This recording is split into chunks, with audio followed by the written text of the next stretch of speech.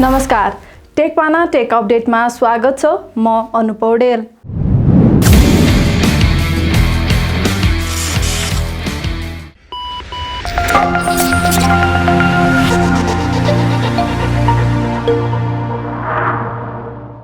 Update सुरु गरौँ नेपालमा 5G परीक्षण सम्बन्धी समाचारबाट। नेपाल टेलिकमले मोबाइलको नयाँ प्रविधि 5G परीक्षणका लागि आवश्यक अध्ययन सम्पन्न गरेको छ। चालु आर्थिक वर्ष 78-79 भित्रै 5G परीक्षण सुरु गर्ने तयारीका साथ कम्पनीले आवश्यक अध्ययन सम्पन्न गरेको हो।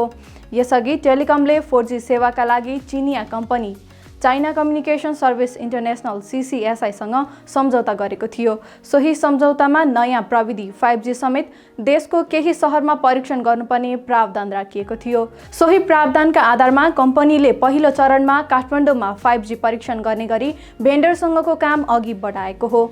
यसका लागि भेन्डर र टेलिकम दुवैतर्फबाट आवश्यक अध्ययन सम्पन्न भइसकेको टेलिकम स्रोतले जनाएको छ। अबको 2-3 महिनाभित्र आवश्यक सामान आइसक्ने भएकाले परीक्षणको प्रक्रिया अघि बढ्ने बताइएको छ। पछिल्लो समय बढ्दो मोबाइल प्रयोग र भिडियोको खपतले आगामी 6 वर्षमा मोबाइल डेटाको प्रयोग 3 गुणाले बढ्ने अध्ययनले देखाएको छ। Global system for mobile communication GSMA ले भर्खरै मात्र मोबाइल इकोनोमी रिपोर्ट 2022 सार्वजनिक गरेको छ।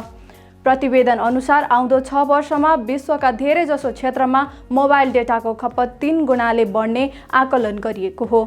यस्तै सन् 2022 को अन्त्यसम्म विश्वका 1 अर्बभन्दा बढी प्रयोगकर्ता 5G मार्फत जोडिने अपेक्षा गरिएको छ। GSMA को प्रतिवेदन अनुसार सन् 2025 को अन्त्यसम्म विश्वका 2 अर्बभन्दा बढी प्रयोगकर्ता 5G को सम्पर्कमा हुनेछन्। यसको अर्थ सन् 2025 सम्म विश्वका 5 जना मध्ये 2 जना 5G मा हुनेछन्। अर्थमन्त्री जनार्दन शर्माले साना कम्पनी तथा स्टार्टअपलाई समेत पुँजी बजारमा प्रवेश गर्ने बाटो खुल्ला गर्न निर्देशन दिएका छन्। अर्थ मन्त्रालयले लगानीकर्ता समान स्तरका नहुने कुरा मध्यनजर गर्दै यस्तो निर्देशन दिएका हुन्। धितोपत्र बोर्ड र नेपाल स्टक एक्सचेन्ज नेप्सेका नवनियुक्त प्रमुखहरूको स्वागत कार्यक्रममा मन्त्री शर्माले पुँजी बजार सुधारका लागि 11 बुँदे निर्देशन जारी गरेका थिए। विशेष गरी SME तथा OTC बजारको विकास गरी भेन्चर क्यापिटल समेतको आधारमा साना कम्पनीहरूको लागि आवश्यक बजारको विकास गर्नुपर्नेमा उनले जोड दिएका छन्। त्यस्तै शेयर कारोबारका लागि TMS सफ्टवेयरलाई अझै प्रयोगकर्ता मैत्री बनाउन पनि अर्थमन्त्री शर्माले निर्देशन दिएका छन्। नेपाली विद्यार्थीहरूले कम ऊर्जामा लामो दूरी तय गर्ने विद्युतीय गाडी बनाउन सफल भएका छन्। अन्तर्राष्ट्रिय स्तरको प्रतियोगितामा सहभागी हुने गरी थापाथली क्याम्पसमा मेकानिकल इन्जिनियरिङ अध्ययनरत 12 जना विद्यार्थीको समूहले यस्तो गाडी बनाएको हो। आउँदो सेप्टेम्बरमा हुने सेल इको म्याराथन विश्वस्तरीय प्रतियोगिताका लागि यो टोलीले नेपालको प्रतिनिधित्व गर्नेछ। ऊर्जा सङ्कट, बढ्दो वातावरणीय प्रदूषण आदिलाई न्यूनीकरण गर्ने रोयल डच सेलले वर्षेनी विश्वस्तरीय सेल इको म्याराथन प्रतियोगिता आयोजना गर्दै आएको छ।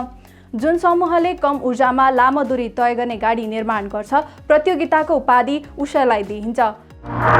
सप्तरीका 19 वर्षीय युवा मौसम कुमार झाले ब्रेक लगाउँदा चार्ज हुने विद्युतीय मोटरसाइकल बनाएका छन्। सिभिल इन्जिनियरिङमा डिप्लोमा गरिरहेका झाले 2 सातामा यो बाइक बनाएर सार्वजनिक गरेका हुन्। उनले निर्माण गरेको बाइकमा लिथियम आइरन फोस्फेट ब्याट्री राखिएको छ। यो ब्याट्री फुल चार्ज हुन 6 देखि 7 घण्टासम्म लाग्छ। 60 किलोमिटर प्रति घण्टा गतिमा गुड्न सक्ने यो बाइकमा 1000 वाटको PMBDC मोटर जडान गरिएको छ। फरवार्ड र रिभर्स दुवै गियरमा चल्न सक्ने यो बाइकमा रिजेनेरेटिभ ब्रेकिङ सिस्टम छ।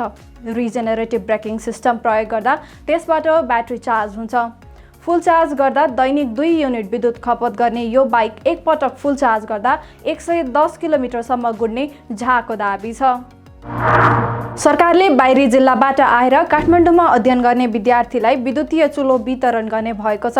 ऊर्जा, जलस्रोत तथा सिँचाइ मन्त्रालयले विद्यार्थीलाई स्तरीकरण गरेर निःशुल्क तथा निश्चित प्रतिशत छुटमा यस्तो चुलो वितरण गर्ने भएको हो। काठमाडौँमा कोठा भाडा तिरेर सरकारी तथा सामुदायिक शिक्षण संस्थामा अध्ययन गर्ने विद्यार्थीहरू यसबाट लाभान्वित हुनेछन्। यो सेवाका लागि स्नातक र स्नातकोत्तर तहमा अध्ययन गर्ने विद्यार्थीहरूले आवेदन दिन पर्नेछ। एन्जेल आजियाटा लिमिटेडले सस्तो मूल्यको डेटा प्याक सार्वजनिक गरेको छ। कम्पनीले आफ्ना ग्राहकका लागि नयाँ अल टाइम डेटा प्याक ल्याएको हो।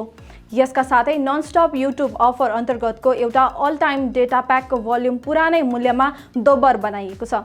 नयाँ अल टाइम डेटा प्याकमा 7 दिनको समय सीमा रहेको 5 GB अल टाइम डेटाको मूल्य करसहित 125 रुपैयाँ रहेको छ। त्यस्तै ननस्टप युट्युब प्याक अन्तर्गत कम्पनीका ग्राहकले करसहित 147 रुपैयाँमा 7 दिनसम्म प्रयोग गर्न मिल्ने 4 GB all time data, Viber मेसेजिङका लागि छुट्टै 500 MB डेटा र ननस्टप युट्युब प्रयोग गर्न पाउनेछन्। नेपालको अग्रणी भुक्तानी प्रणाली सञ्चालक PSO company Fonepay payment service लिमिटेडको प्रमुख सञ्चालक अधिकृत CEO मा बैंकर सिद्धान्त ठकुरी नियुक्त भएका छन्।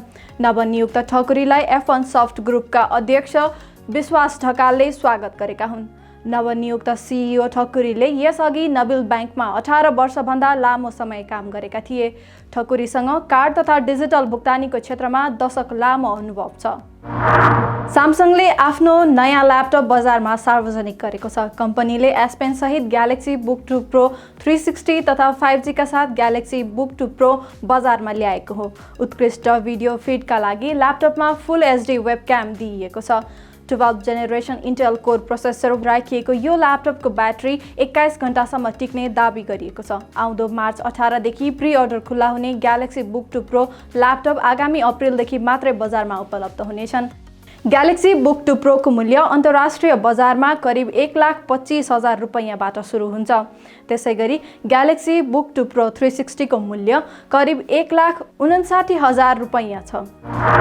भिभोले भिभो Y33s 5G फोन सार्वजनिक गरेको छ। गत वर्ष भिभो Y33s 4G सार्वजनिक गरेको कम्पनीले त्यसमा केही अपडेट गरेर 5G फोन सार्वजनिक गरेको हो। फोनमा 60 हर्ज रिफ्रेस रेट सहित वाटर ड्रप नच भएको 6.58 इन्च LED डिस्प्ले उपलब्ध रहेको छ। डायमेन्सिटी 700 चिपसेट सहितको यो फोन 4GB, 6GB र 8GB ऱ्यामको भेरिएन्टमा आएको छ, जसमा स्टोरेज भने समान 128GB दिएको छ। फोनमा 13 मेगापिक्सलको मुख्य क्यामेरा, 2 मेगापिक्सलको म्याक्रो क्यामेरा र 8 मेगापिक्सलको सेल्फी क्यामेरा रहेको छ।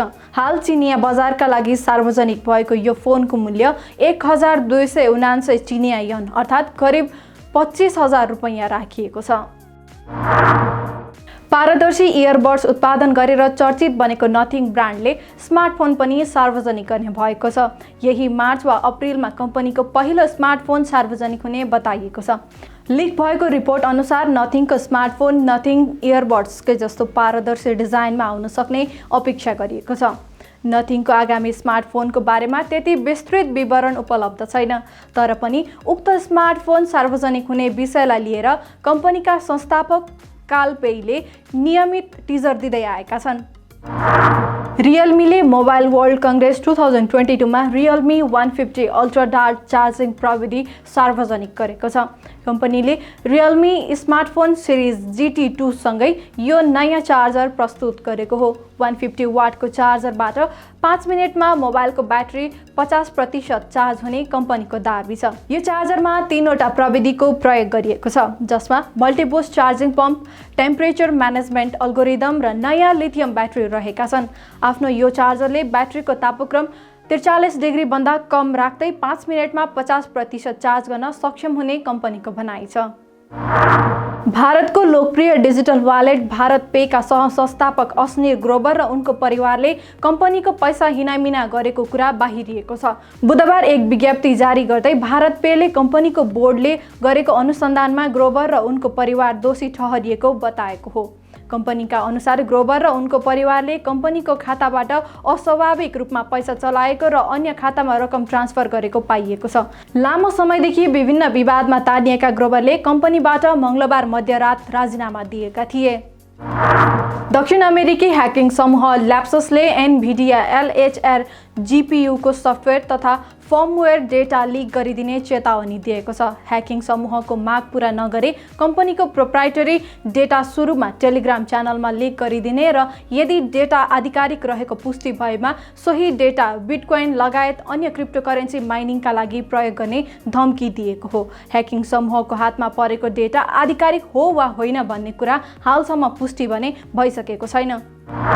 कियाको विद्युतीय कार EV6 ले सन् 2022 को कार अफ द इयर को उपाधि हात पारेको छ। EV6 ले 279 अङ्कका साथ यो उपाधि हात पार्न सफल भएको हो।